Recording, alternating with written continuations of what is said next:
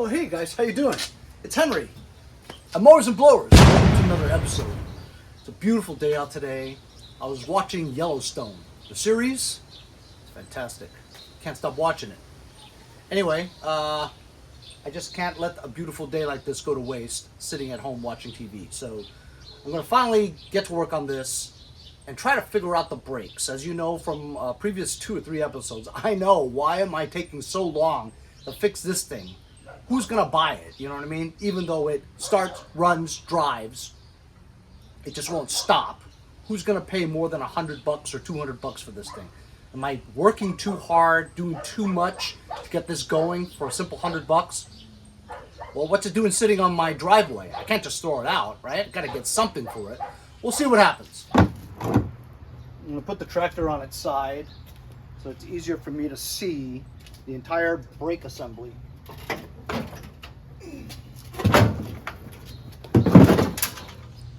Here's what I'm looking at right now. Gives you a good understanding of my point of view. I was thinking about putting a bigger pulley on here so that this would go fast. However, if you see the way this is designed, it has a tensioner arm pulley that's extremely close to the drive pulley.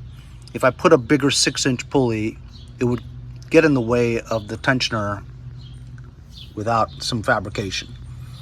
So I don't think I'm going to do it because I've spent enough time on this as it is. As you know, I did change the idler pulley here. It seems to work pretty well. And also this is my makeshift transmission shifter, which I used off a snapper Lawntractor and welded this bar to this thing. It seems to shift okay. Here's the transmission that I replaced, the linkage to the shifter. And today we're looking at this brake. The brake looks okay. I have a feeling I might have to take this wheel off to get access to it. Right now, when you look at this, you push this down, and this bar barely moves. Oh dear. That's a bad thing about putting it on its side. Good thing I had this cardboard here, huh? Anyway, it probably need an oil change anyway. Except I think the carburetor is now going to be trashed.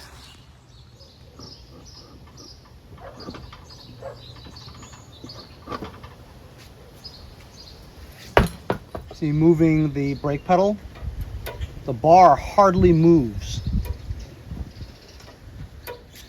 I think this lever works both ways though, because all it does is this part's curved. So when you pull this lever this way, it curves and pushes the caliper, and the brake pads compress to touch the brake pads onto the rotor. That's how it works. Even if you pushed it that way, I believe it does the same thing.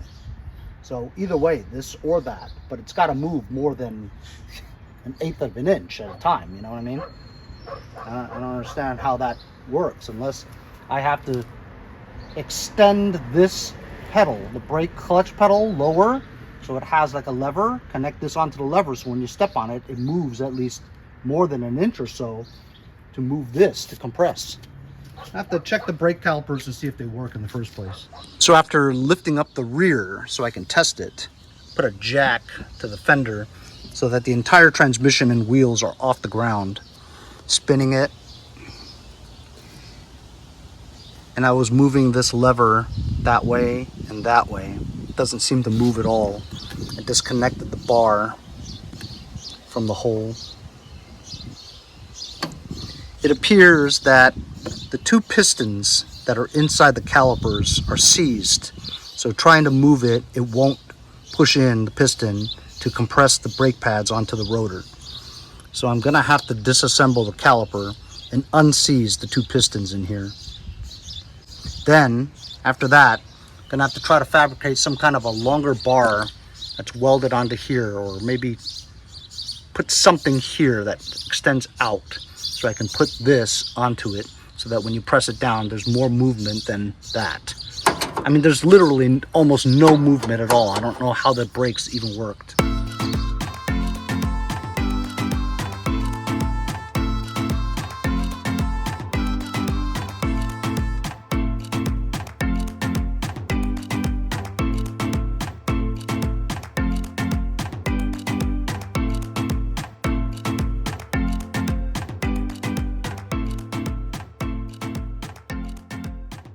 So I broke one bolt, taking the caliper off.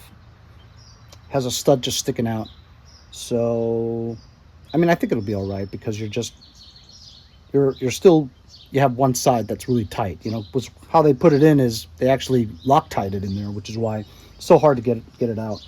But I think it'll be all right. I'm going to put some, I mean, I could just try to get that stud out and put another bolt through there, but it's not a lot of room to move, you know what I mean? So maybe I'll put some JB weld in here and just basically weld this onto the thing. Anyway, it didn't come out that badly. One was sort of moving already. The other one was seized.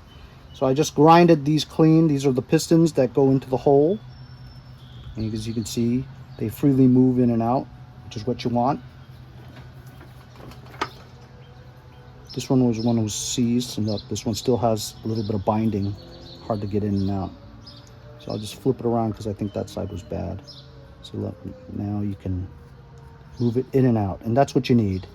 You need this type of movement, you know, just with your hands, so that when you turn the lever this way or that way, the bend in the lever pushes these pistons in and out, and in turn it pushes a brake pad to compress the rotor. That's how it works. So I'm going to grease this, you know, make it a little bit more slippery so it's easier for these two pistons to move in and out. And then you have a working brake caliper. I'll try to extract that stud, but I'm not going to put too much time into this. I've already put too much time into it, but you know what? I want to finish, you know what I'm saying? I won't feel good unless this is a running hauler, that at least I can get something out of it instead of nothing. And that was the whole thing. Not to mention it's interesting to work on something you've never worked on, right? It's a Dayton.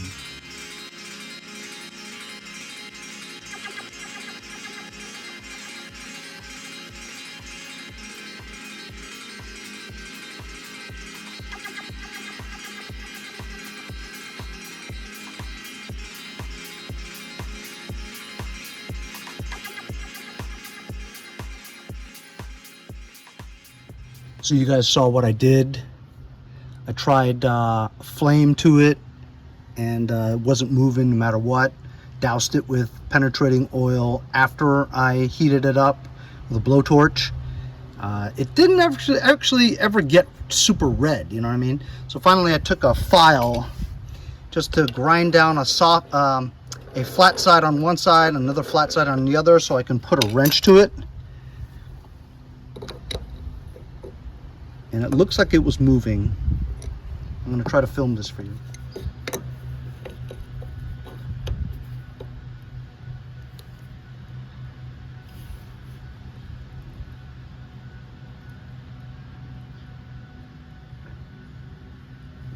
Thought it was moving.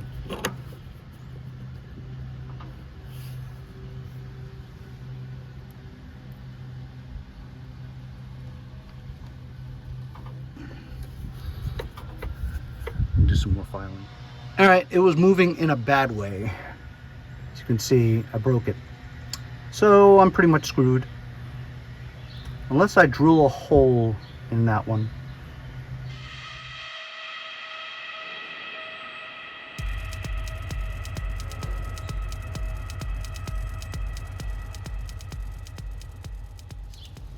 Okay, well, that didn't work. Broke the other one off. So now you know what I'm gonna do? I'm just gonna drill a hole there and try to shove a screw in there. At least it'll hold it on one side with something instead of nothing.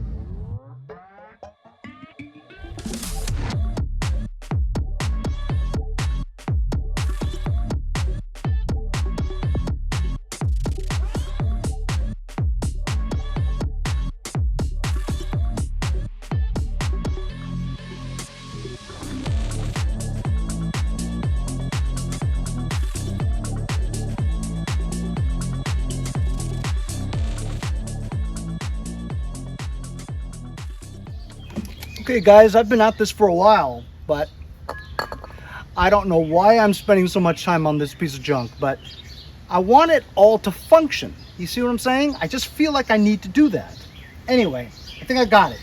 I put a spacer in here because there's like it's not a hole that this bar goes into. It's actually an entire shaft like that, you know, a lot of space there. So this thing moved around freely. So I put another bolt in there to fill in the space. So now this is very tight, right?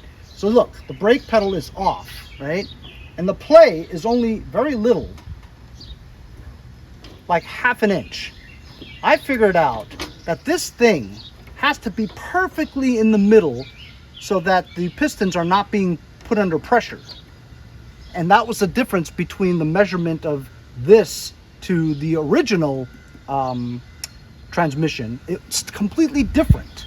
So I figured out that this thing had to be completely in the middle for you to, look, I'm using my fingers, 2 fingers, and I'm turning the rotor and it moves freely, see? Now look, when I put the brake on, the emergency brake, mimicking stepping on the brake as you're running, it won't move. So I think that works. It took a lot of measurements between here, and also moving the pin. See, there's a pin that rotates. You can put it either tighter to go this way, looser to go that way, and it had to be right in the middle. So I finally figured that out after some trial and error. But now the brake is on, and you can't turn the rotor. When you disengage the brake, it goes back in the middle again, and now you can turn the rotor. So I think the brakes work now. At least way better than before, because before it was just freewheeling, you know? So I'm gonna put this all back together again, and oh my God, go for a ride. Oh, dangerous, dangerous. I forgot to mention, the bolt that I broke, I drilled it out, and I used this that I haven't ever used before. I think I got it from my friend Ernie McDonald or Dan Charbonneau or one of those guys. They sent me a die and tap kit. I've never actually used it before. I tried it this time. Made some threads, put another bolt in there. I mean, it may not be that secure, but it's got another bolt on the other side.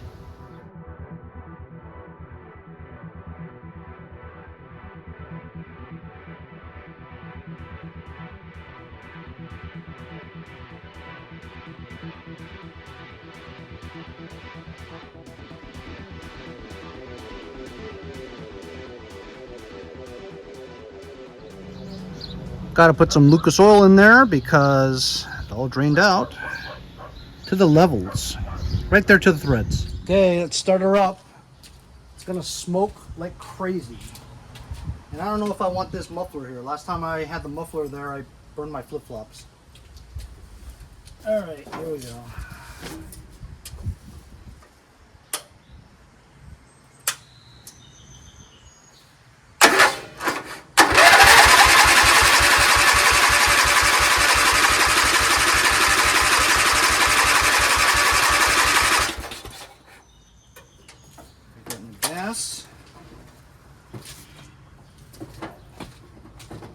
I feel gas. Yep, there's gas.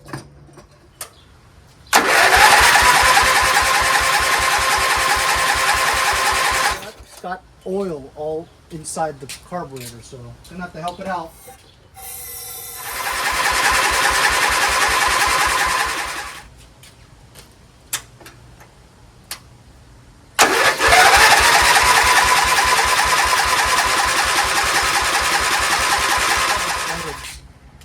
Probably oil all inside the chamber. I'm gonna take the spark plug out. Spark plug was super wet. Just swapped it out to a new one. Blow the stuff out of the chamber.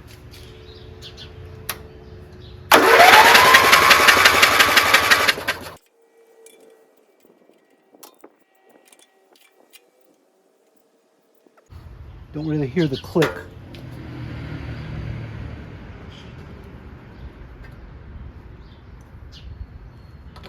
There we go. That's good contact now.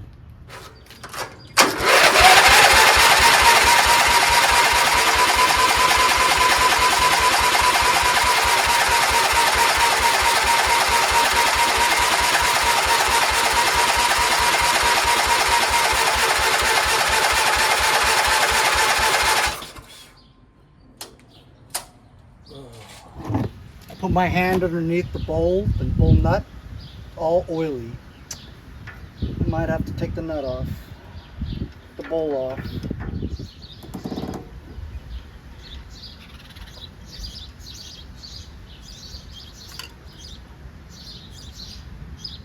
Not bad. It's got some stuff in it. So removing the bowl was a bad idea. With all the oil and the gas in that area, that gasket came off and I could not put it back on again. It was one of those really thin gaskets. Has to be absolutely perfect in the groove up there. It was swollen, so I couldn't get it up there. Had to wait a while, dry it off. Finally, I got the bowl back on there. Tried to start it, wouldn't work. Tested spark, we had no spark. And then I remembered that I thought that it didn't need the key in the ignition to turn it. Apparently you do. So I put the key back there and now we have spark. I think it's a miracle it's not leaking from gas because that gasket was really a bitch to put on. Anyway, I mean, I think it will start now.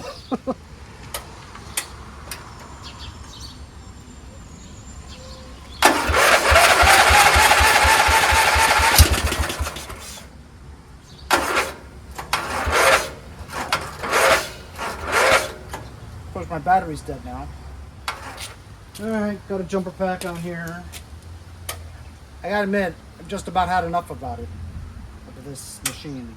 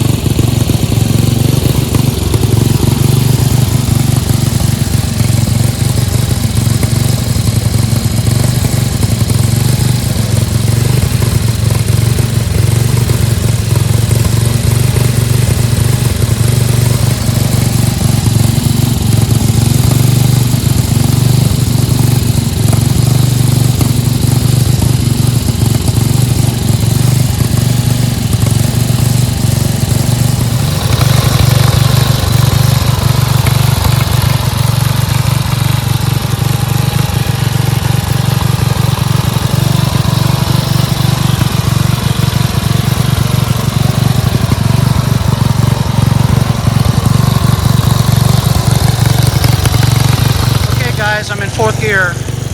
Lift it slowly. Oh shit. Yeah.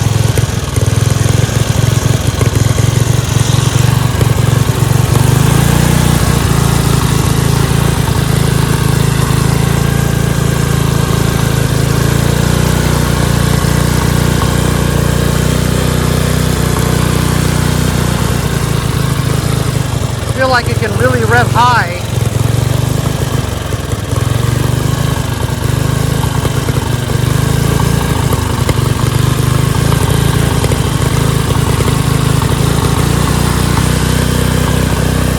Really loud too.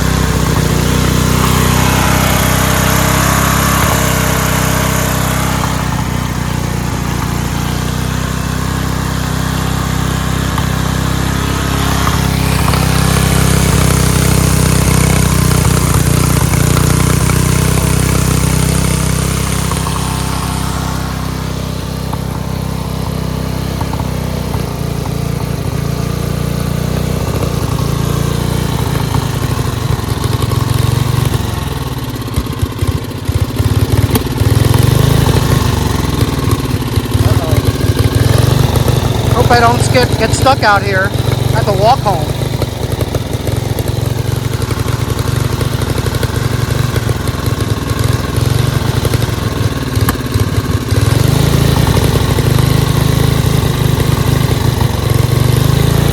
I hope I make it home. So I didn't make it home. I don't think there's enough gas in here. I gotta walk all the way home to get gas.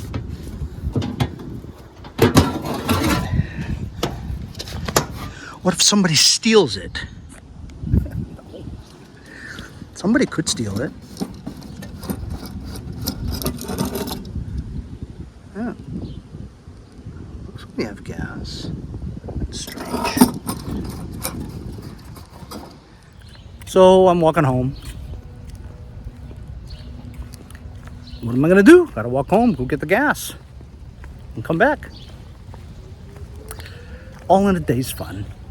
So this is actually the first time I think it's the first time I don't remember me walking around the block with a gas can, you know, to fill up gas. I don't remember that. This might be the first time. It's amazing. So, you know, that tractor's gas tank is very deceiving. It looks like it has plenty of gas in it, but sometimes the petcock is like an inch high, so that if your fuel drops below that petcock, it's not getting any fuel. So that might be the situation. I mean, I'm hoping it's the gas. Anyway, so yeah, this tractor, I mean, you know, runs and drives really loud. It's kind of like a hot rod. It's kind of cool. But without that front 6-inch pulley on the crankshaft, it's not going to go fast. I guess, you know, you could put a really small pulley on the transmission, but I think I've put a lot of work into this already. So it started for like a second, but it just stalled again. So it's not getting any gas. It's strange. Really strange. Don't know why. Well, I got no choice now. I gotta push this home.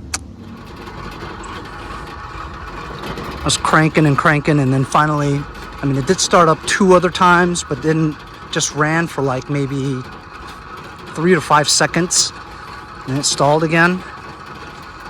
And then the battery ran out, so I got no choice. Gotta push it home. Oh, fun, fun, fun.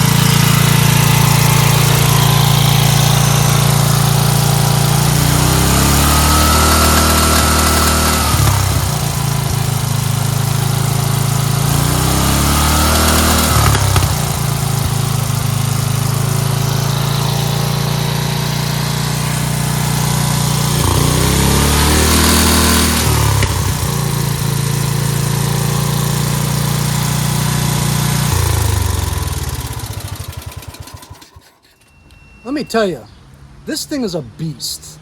You saw on the lowest idle, right? By the way, the problem was the fuel mixture screw on the bottom of the bowl. I must have messed with it, turned it wrong, whatever. I had to adjust it. Once I had it out too much. So I put it in more. And it wasn't starting over there around the block because it was allowing too much gas and it wasn't, you know, combusting, whatever. So I had to turn the screw in and the idle just went crazy high, man. So I was playing with the idle screw, but this engine's been running a long time on high throttle like that. And it's a beast because a normal engine would have blown by now. I mean, literally, it was running on super high throttle for like 10, 15 minutes, you know? So I'm gonna let this cool down a little bit. I'll get it dialed in and stuff, whatever. But how about it, huh?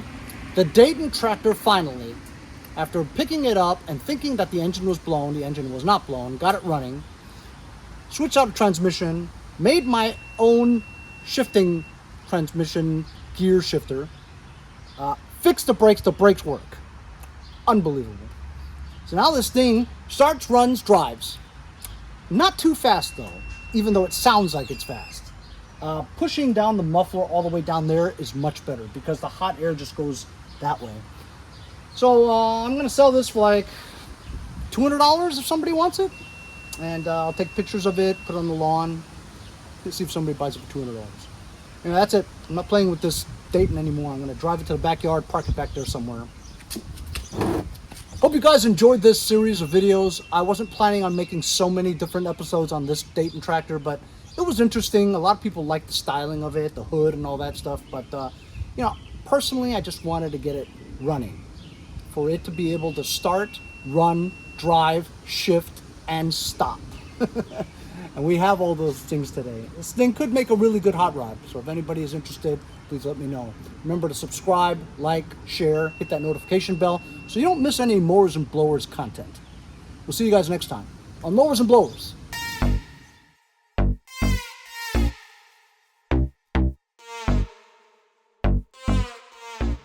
Hey y'all, it's Kylie here, and we'll see you next time on Mowers and Blowers.